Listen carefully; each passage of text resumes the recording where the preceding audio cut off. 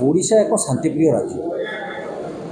एठी से प्रकार मानसिकतार कई नहांती किछि हीन मानसिकता व्यक्तिंकर जो हीन कार्य आज ये गोटे विभेद निज निज भर सृष्टि होती।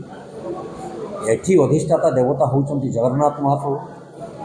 ताको आशीर्वाद कौन सी केबे भी एठी अघटन घटब ना बा कौन सी समस्या सृष्टि हेले आम समस्ते ताको मिलित भाव समाधान कर दे परिबा। तेणु से प्रकार नजीर एटी नाही बा से प्रकार आशंका करवा ठीक नहीं। जी ए प्रकार दोष करिवो से जो दलर लोक हूँ ना कहीं दृढ़ कार्यानुष्ठान नवा सरकार नैतिक दायित्व।